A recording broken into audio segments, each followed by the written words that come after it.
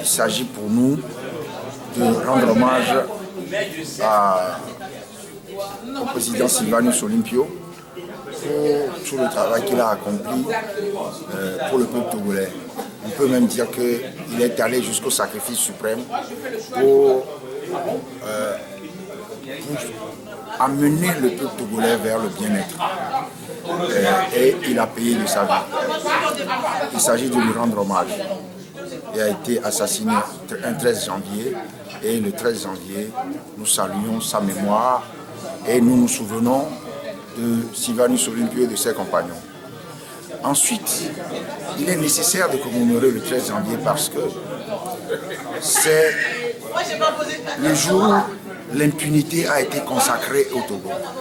Sylvanus Olympio a été assassiné, l'auteur de l'assassinat est connu et il a circulé librement, tranquillement, jusqu'à son décès naturellement. Et donc, il faut que nous tenions compte de cela pour penser au problème de l'impunité dans notre pays. Et l'impunité vient de là. De temps en temps, quand on fait la politique dans nos pays, malgré la présence des ambassadeurs qui font un travail remarquable, il est nécessaire que nous-mêmes, nous puissions aller expliquer aux partenaires du Togo, les pays de l'Union européenne, les États-Unis, etc., tous les partenaires du Togo en développement, la situation sociopolitique dans notre pays. Et c'est pour ça que je suis en Europe. J'ai été reçu à l'Élysée, j'ai été reçu au Quai d'Orsay, je suis allé à Bruxelles où j'ai rencontré les responsables du service d'action extérieure. Il s'agit d'informer, de sensibiliser et d'échanger avec des gens qui s'intéressent à notre pays. Vous savez qu'il y a des échéances importantes qui s'annoncent. Il y a les élections locales et puis il y a la présidentielle. C'est dans un an. Et nous devons être en ordre de bataille pour affronter ces échéances. Et nous sommes déjà en ordre de bataille. Quelque temps après les élections législatives, nous avons fait une tournée pour évaluer le fonctionnement du parti. Et je suis allé moi-même, j'ai fait la région maritime, la région des plateaux, plateau Est, plateau Ouest, ensuite la région centrale. Nous avons fait venir les préfectures voisines à Sokoré, où nous avons fait une grande réunion pour évaluer le fonctionnement du parti. Il s'agit de voir quelles ont été les faiblesses et comment y remédier pour les prochaines échéances. Et donc nous nous mettons en ordre de bataille progressivement. Quel message adressez-vous à ces femmes qui ont été victimes dont toute la vie entre guillemets est partie en fumée? Il s'agit d'abord de dire que nous sommes solidaires du drame qui les a frappés, parce que c'est toute leur vie qui s'est en fumée, qui est partie en fumée. Ça, c'est le cas de le dire. Ensuite, il s'agit de leur dire ce qu'elles savent déjà, que nous n'avons rien à voir avec ces incendies qu'on nous colle. Moi-même, je suis inculpé. Il y a des jeunes qui sont en prison jusqu'à présent.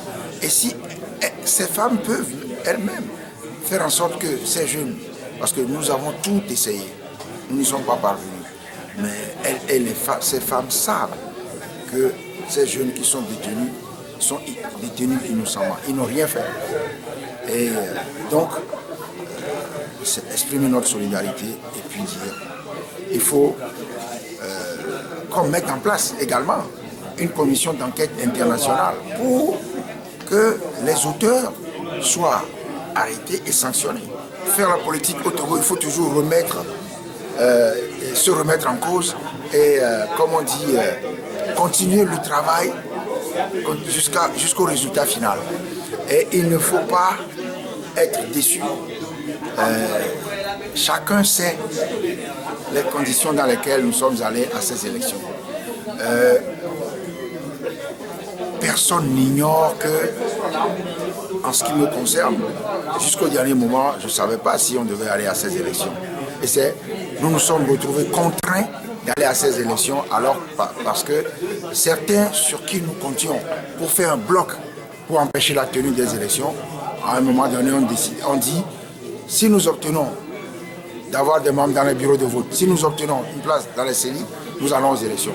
Et donc, il a fallu que nous aussi, on se prépare pour aller à ces élections. Et on vient de le dire, ces conditions, moi j'étais, en tant que président du parti, je n'ai pas pu aller faire campagne très tôt. Et je pense que c'est une dizaine de jours avant la tenue, avant le scrutin, qu'on a levé l'interdiction de sortie de Lomé. Et donc, les conditions dans lesquelles on était allé à ces élections n'étaient pas favorables. Je sais qu'il y a beaucoup de déceptions, mais vous savez, on va continuer de travailler. Et je suis persuadé que la victoire n'est pas loin. Elle va nous surprendre. Parce que les Togolais en ont marre du système. Il faut simplement que nous luttions pour obtenir les conditions des élections. Et c'est à cela que nous nous attelons maintenant. Et donc, moi, mon message, il est simple. Nous allons vaincre. Il ne faut pas désespérer. Là maintenant, c'est la première fois que nous avons, depuis 2010, vous savez, moi j'ai été candidat en 2010 et on a dit un candidat de substitution. Bon, vous vous souvenez de ce qui était arrivé, M. Olympio a eu son accident, il avait été désigné par le congrès du parti, j'ai dû le remplacer. Et on n'a pas eu beaucoup de temps pour se préparer.